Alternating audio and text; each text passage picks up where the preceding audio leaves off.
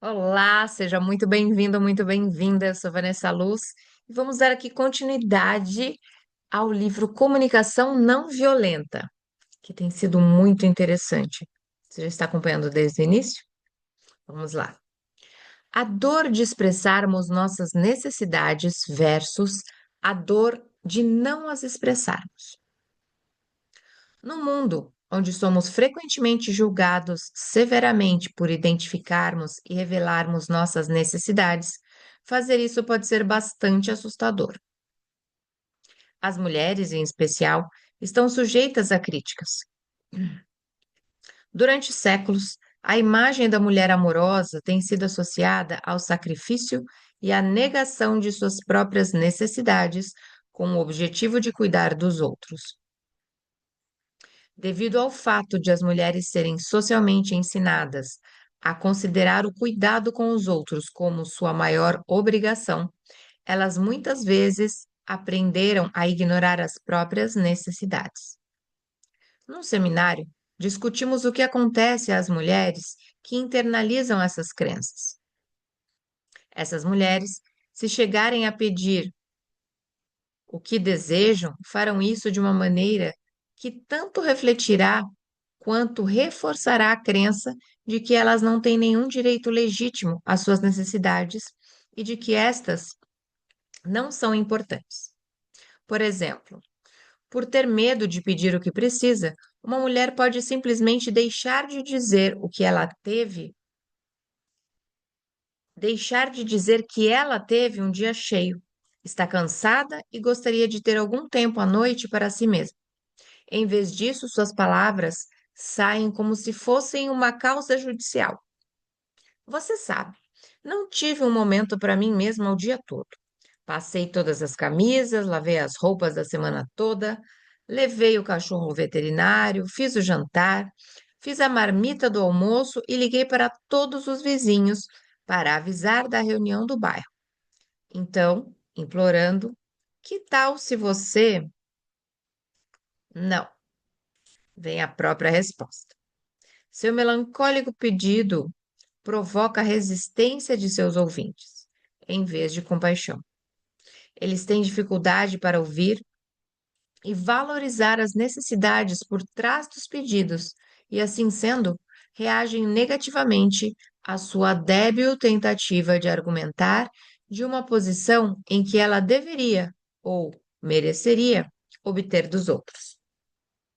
No final, a mulher é novamente persuadida de que suas necessidades não importam, sem perceber que elas foram expressas de tal maneira que seria improvável obter uma reação favorável. Se não valorizamos nossas necessidades, os outros também podem não valorizá-las. Minha mãe esteve uma vez num seminário em que outras mulheres estavam discutindo quanto era assustador expressar suas necessidades.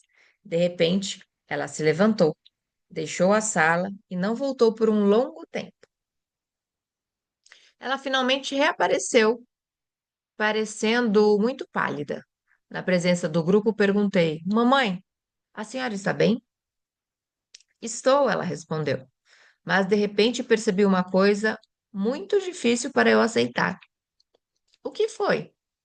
Acabei de tomar consciência de que tive raiva de seu pai durante 36 anos, por ele não entender as minhas necessidades.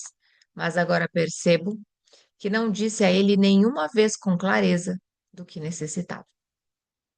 A revelação de minha mãe foi precisa. Não consigo me lembrar de nenhuma vez em que ela tenha expressado suas necessidades a meu pai. Ela dava dicas e fazia todo tipo de rodeio, mas nunca pedia diretamente o que precisava. Tentamos compreender por que foi tão difícil para ela fazer isso. Minha mãe cresceu numa família economicamente empobrecida. Ela se lembrava de que, quando criança, pedia as coisas e era repreendida pelos irmãos e irmãs. Você não devia pedir isso. Você sabe que somos pobres. Você acha que é a única pessoa da família? Com o tempo, ela acabou ficando com medo de que pedir O que ela necessitava só levasse à desaprovação e à crítica. Ela contou um caso de infância sobre uma das irmãs, que tinha sido operada do apêndice e mais tarde ganhado uma linda bolsinha de presente de outra irmã. Na ocasião, minha mãe tinha 14 anos. Ah, como ela sonhava ter uma bolsa lindamente coberta de contas como a da irmã, mas não se atrevia a abrir a boca. Então, adivinhe, ela fingiu uma dor lateral e levou a história até o fim. A família levou a vários médicos. Eles não foram capazes de dar um diagnóstico e optar por fazer uma cirurgia exploratória. E optaram por fazer uma cirurgia exploratória. Isso havia sido uma aposta ousada da parte de minha mãe, mas funcionou. Ela ganhou uma bolsa idêntica. Quando ela ganhou a ambiciosa bolsa, minha mãe ficou extasiada, apesar da dor que sentia por causa da cirurgia. Duas enfermeiras entraram e uma delas meteu um termômetro em sua boca. Minha mãe disse, para mostrar a, a bolsa à segunda enfermeira, que respondeu, oh, para mim, não precisava, muito obrigada, e levou a bolsa. Minha mãe ficou perplexa e nunca conseguiu imaginar como dizer, não quis dizer que a estava dando a você. Por favor, devolva para mim. Sua história revela de forma pungente quanto pode ser doloroso quando as pessoas não comunicam abertamente suas necessidades. Da escravidão emocional à libertação emocional. No desenvolvimento em direção a um estado de libertação emocional, a maioria de nós parece passar por três estágios na maneira como nos relacionamos com os outros. Estágio 1. Nesse estágio, que eu costumo denominar escravidão emocional, acreditamos que somos responsáveis pelos sentimentos dos outros. Achamos que devemos nos esforçar constantemente para manter todos felizes. Se eles não parecem felizes, sentimos-nos responsáveis e compelidos a fazer alguma coisa a respeito. Isso pode facilmente nos levar a ver as próprias pessoas que são mais próximas de nós como fardos. Primeiro estágio, escravidão emocional. Vemos a nós mesmos como responsáveis pelo sentimento dos outros. Aceitar a responsabilidade pelos sentimentos dos outros pode ser muito prejudicial aos relacionamentos íntimos. É rotineiro para mim ouvir variações do seguinte tema: vivo assustada por estar no relacionamento. Cada vez que eu vejo meu parceiro sofrer ou precisar de alguma coisa, fico muito ansiosa. Sinto como se estivesse numa prisão, sinto me sufocar e aí tenho de sair do relacionamento o mais rapidamente possível. Essa reação é comum entre aqueles que vivem o amor como negação das próprias necessidades, a fim de atender às necessidades da pessoa amada. Nos primeiros dias de um relacionamento, os amantes tipicamente se relacionam com o outro com alegria e compaixão, a partir de um sentimento de liberdade. O relacionamento é empolgante, espontâneo, maravilhoso. Com o tempo, porém, à medida que o relacionamento se torna sério, os parceiros podem começar a assumir a responsabilidade pelos sentimentos um do outro. Se eu fosse um parceiro de um relacionamento amoroso e estivesse consciente de estar fazendo isso, poderia reconhecer a situação explicando: não consigo suportar quando me perco em relacionamentos. Quando vejo minha amada sofrendo, eu me perco e aí simplesmente tenho de me libertar. Entretanto, se não atingir esse nível de consciência, é provável que me culpe, é provável que culpe minha parceira pela deterioração do relacionamento. Aí eu poderia dizer: minha amada tem tantas necessidades e é tão dependente que isso está causando muita tensão em nosso relacionamento.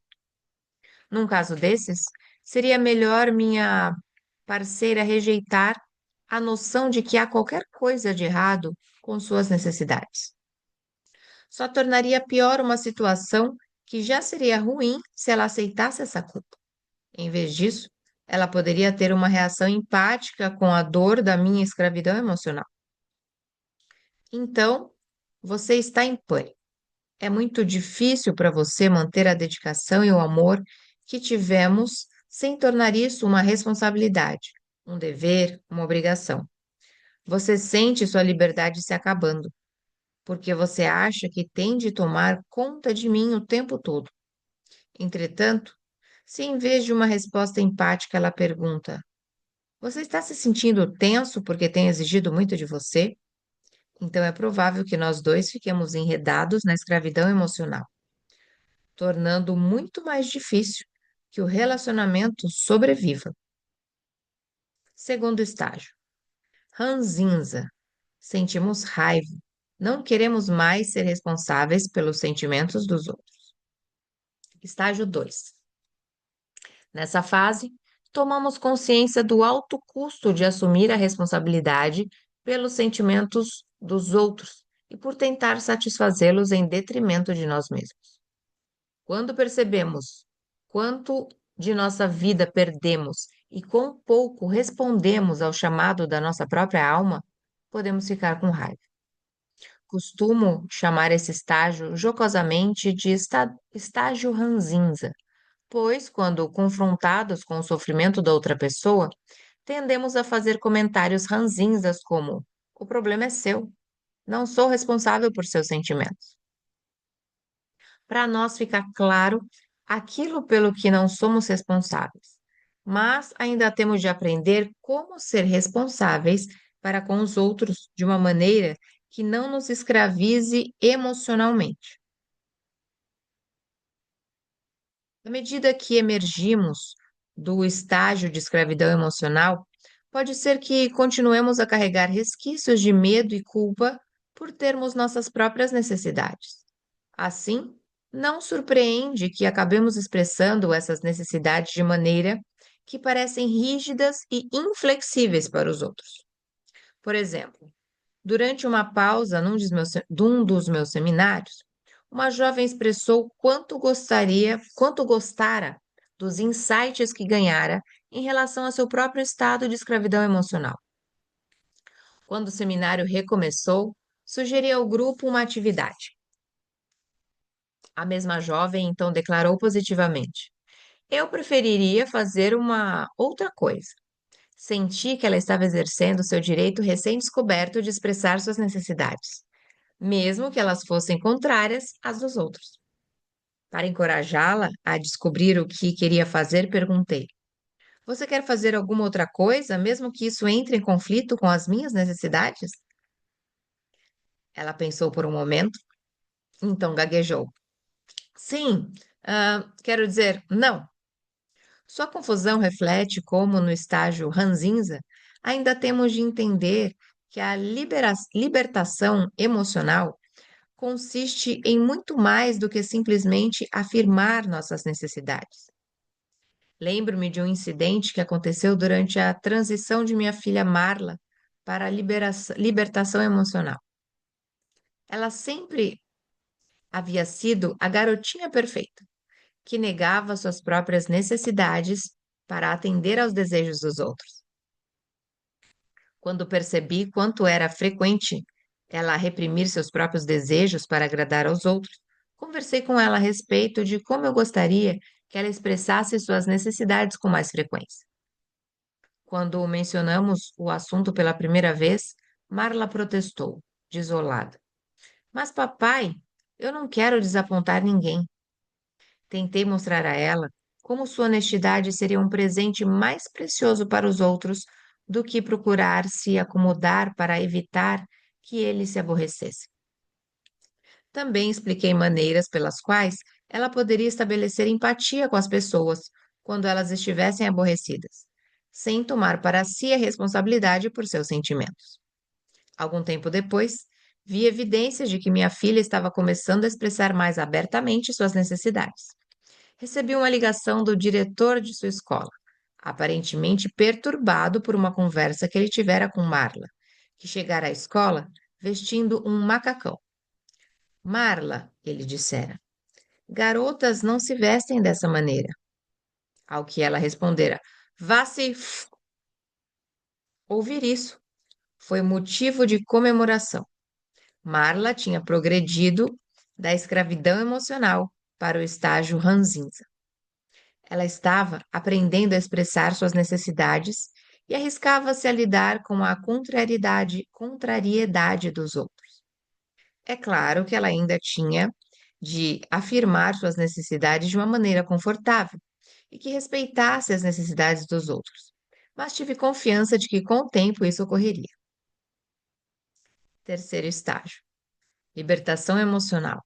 Assumimos a responsabilidade por nossas intenções e ações. Estágio 3. Na terceira etapa, a libertação emocional, respondemos às necessidades dos outros com compaixão, nunca por medo, culpa ou vergonha. Desse modo, nossas ações estão nos realizando, assim como aqueles que são objeto de nossos esforços. Aceitamos total responsabilidade por nossas intenções e ações, mas não pelos sentimentos dos outros. Nesse estágio, temos consciência de que nunca poderemos satisfazer nossas próprias necessidades à custa dos outros. A libertação emocional envolve afirmar claramente o que necessitamos, de uma maneira que deixe óbvio que estamos igualmente empenhados em que as necessidades dos outros sejam satisfeitas. A CNV foi elaborada para nos ajudar a conviver nesse nível. Resumo: o terceiro componente da CNV é o reconhecimento das necessidades que estão por trás de nossos sentimentos. O que os outros dizem e fazem pode ser o estímulo, mas nunca a causa de nossos sentimentos. Quando alguém se comunica de forma negativa, temos 4 opções de como receber essa mensagem. 1. Culpar a nós mesmos. 2. Culpar os outros. 3. Perceber nossos próprios sentimentos e necessidades. 4. Perceber os sentimentos e necessidades escondidos por trás da mensagem negativa da outra pessoa. Julgamentos, críticas, diagnósticos e interpretações dos outros são todas expressões alienadas de nossas próprias necessidades e valores. Quando os outros ouvem críticas, tendem a investir sua energia na autodefesa ou no contra-ataque. Quanto mais diretamente pudermos conectar nossos sentimentos a nossas necessidades, mais fácil será para os outros reagir compassivamente. No mundo onde com frequência somos julgados severamente por identificarmos e revelarmos nossas necessidades, fazer isso pode ser muito assustador, especialmente para as mulheres, que são ensinadas socialmente a ignorar as próprias necessidades para cuidar dos outros. No decorrer do desenvolvimento da responsabilidade emocional, a maioria de nós passa por 3 estágios. 1. A escravidão emocional. Acreditar que somos responsáveis pelos sentimentos dos outros. 2. O estágio ranzinza, no qual nos recusamos a admitir que nos importamos com os sentimentos e necessidades de qualquer outra pessoa. 3. A libertação emocional, na qual aceitamos total responsabilidade por nossos próprios sentimentos, mas não pelos sentimentos dos outros. E, ao mesmo tempo, temos consciência de que nunca poderemos atender a nossas próprias necessidades à custa dos outros. E ficamos por aqui em mais esse dia de leitura. Eu sou Vanessa Luz e se você chegou até aqui, que bacana! Se ainda não é inscrito, aproveite e se inscreva agora no canal, deixe o seu like e leia a descrição desse vídeo. Lá você vai encontrar uma reflexão e nos comentários você pode estar pedindo a playlist completa para que você possa acompanhar desde o primeiro dia. Um beijo no seu coração e nos vemos na próxima leitura.